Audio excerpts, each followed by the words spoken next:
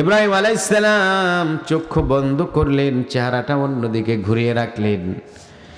আজরাইল আলাইহিস সালাতু ওয়াস সালাম এমন আকৃতি নিয়ে তার সামনে এমন রূপে রূপায়িত হলেন, ইব্রাহিমকে বললেন, ইয়া ইব্রাহিম ইফতাহ আইনাইকা, ও ইব্রাহিম আপনি আপনার চক্ষুদ্বয় উন্মুক্ত করুন, খুলে ফেলুন। তিনি যখন চক্ষুদ্বয় খুলে দেখলেন, আজরাইল এত লম্বা, এত বিদগুটে তার চেহারাটা দেখা যায়, তার গায়ের এক এক গাছ লোম পশম হলো আমরা যারা মানুষ আমাদের মতো সমান।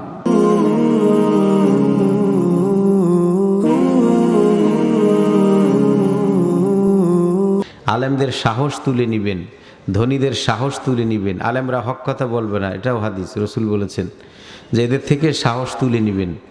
তো সাহস আর থাকবে না, চাকরি বেচাবে, মসজিদের কমিটিরে ভয় করবে, কর্তৃপক্ষ মাহফিল যারা দেন ওনাগো ভয় করবে আগামীতে মাহফিল পাই না না পাই, এই চিন্তা ভাবনা করে তারা ওরা তো ঝামেলায় যাবে না, যে কল্লা থাকুক আল্লাহ যায় যাক, এই ফর্মুলায় আলেম ওলামারা চলবে। তো এগুলো হলো কিয়ামতের আলামত। ধৈর্য উঠিয়ে নেবেন, নারীদের লজ্জা শরম হায়া এটা উঠিয়ে নেবেন। তবে নারীদের লজ্জা শরম এখন আছে দুনিয়ায়, 14ই ফেব্রুয়ারিতে তা দেখা যায় ভালোভাবে। তো যাই হোক সম্মানিত হাজিরিন, তো এই দুনিয়ার প্রলয় ঘটবে, কেউ এই দুনিয়ায় থাকতে পারবে না, থাকার সুযোগ আছে? নাই, বাইতুল্লাহর ইমাম সাহেব পারবে? না, পারবে না, না। তবে যারা প্রেসিডেন্ট, প্রাইম মিনিস্টার, প্রধানমন্ত্রী, সচিব, এরা তারা পারবে? না, একেবারে টপ টেরর, নামি দামি কুখ্যাত সন্ত্রাসী, ও বেঁচে থাকতে পারবে? না, সুযোগ আছে না। তো ভাইয়েরা আমার, কুল্লু মান আলাইহা ফান, আল্লাহ সুবহানাহু ওয়া তাআলা সব কিছু ফান ফান করে ফেলবেন, সব ধ্বংস করে ফেলবেন, কিছুই থাকবে না। ধ্বংস করার কাজটা মালায়ে আলা আল্লাহর ফেরেশতা মিকাইল আলাইহিস সালাতু ওয়াস সালামকে আমার আল্লাহ দিবেন।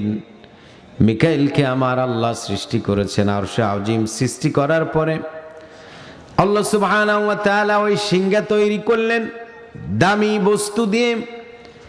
এরপরে আমার আল্লাহ বললেন কুন, ও মিকাইল হয়ে যাও, ফায়াকুন, অমনি করে মিকাইল আলাইহিস সালাতু ওয়াস সালাম সৃষ্টি হয়ে গেলেন।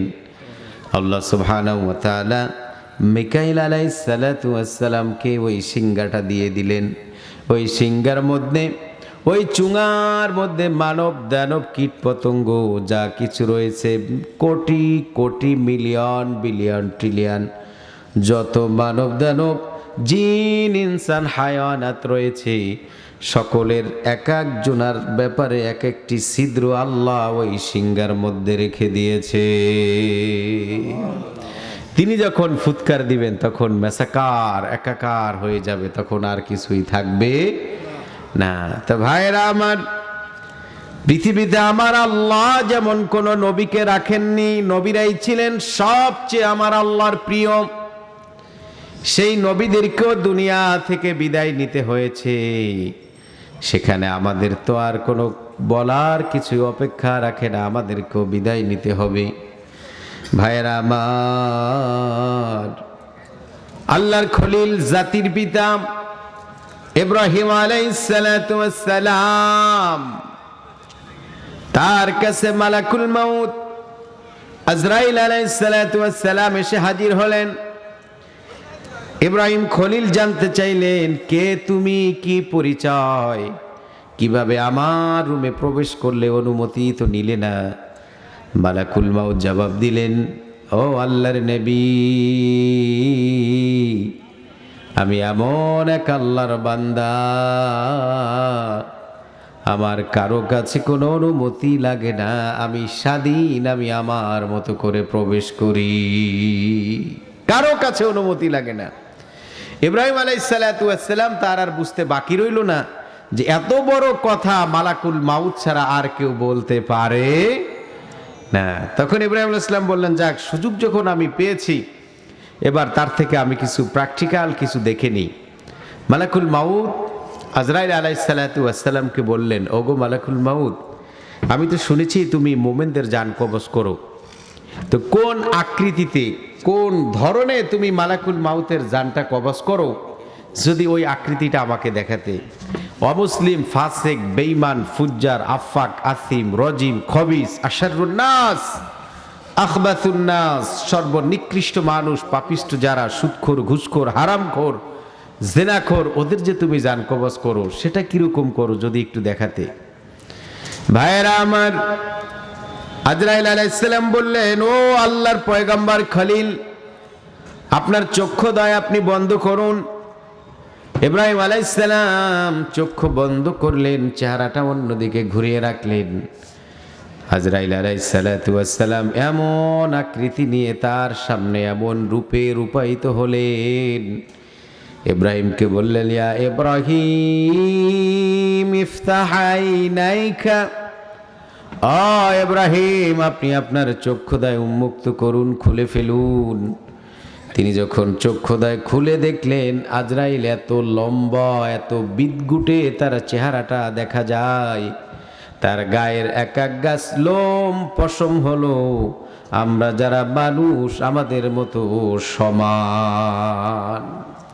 পা দেখেন জমিনে, মাথা কোথায় তার দেখা যাচ্ছে না। বন্ধুগণ, ইব্রাহিম আলাইহিস সালাম নিজেকে আড়াল করে ফেললেন, বললেন, ও মালাকুল মাউত, এই আকৃতি আর দেখতে চাই না। কাফেরদের জন্য, বেঈমানের জন্য, বেনামাজির জন্য এমন আকৃতি যথেষ্ট। তার মৃত্যুর সময় তুমি এবার মুমিন বান্দা তার যে জান কবজ করো, কোন আকৃতি নিয়ে তুমি আসো। আজরাইল আলাইহিস সালাম সুঠম দেহের অধিকারী, সুদর্শন পুরুষ, হ্যান্ডসাম, স্মার্ট বলতে আমরা যেটা বুঝি স্বাভাবিকভাবে, এরকম একজন হিরো, এরকম একজন নায়কের চেহারা নিয়ে ইব্রাহিমের সামনে নিজেকে উপস্থাপিত করলেন। আল্লাহর পয়গম্বর খলিল বললেন, একজন মুমিনের জন্য এমন আকৃতি যথেষ্ট। মানুষ যখন মরে যায়, আজরাইল আলাইহিস সালাতু ওয়াস সালাম, তাকে মানুষ অনেক কথা বলে। আজরাইল এই কাজ করলো, আগে বলতো এই কথাগুলো যখন স্ব আকৃতি নিয়ে আজরাইল আলাইহিস সালাম হাজির হতেন। আজরাইল আল্লাহকে গিয়ে বললেন, আল্লাহ, এত কথা শুনতে আর ভালো লাগে না, তুমি অল্টারনেটিভ যদি কিছু করে দিতে, বিকল্প কোনো সিস্টেম যদি চালু করতো। আবু হুরায়রা থেকে বর্ণিত হাদিস, মুসা আলাইহিস সালাতু ওয়াস সালাম ওনার জান কবজ করার জন্য মালাকুল মাউত আসলেন ওই আকৃতি নিয়ে। আসার পর মুসা আসছে, কেন তোমার জান কবজ করবো। ও মুসার এটা আর ভালো লাগলো না, দিল এক থাপ্পড়। আজরাইল আলাইহিস সালাতু ওয়াস সালামের চোখ একটা উপরে ফেললো, ওই কানা চোখ নিয়ে আল্লাহর কাছে গিয়ে হাজির হইল। মুসা তো এখন ওই মুসা নবীর মতো উম্মাদ এই মোহাম্মদের দরকার ছিল এই দুনিয়ায়, ওরকম তেজস্বী, ওরকম মেজাজের। তার এমন কড়া মেজাজ ছিল, টুপি পাগড়ি পরার পরও মেজাজ গরম হয়ে গেলে চুল খাড়া হয়ে যেত, এরকম গরম নবী ছিলেন। কারণ বনি ইসরাইলের মতো লোকদের সাইজ করা লেগেছিল। ভাইয়েরা আমার,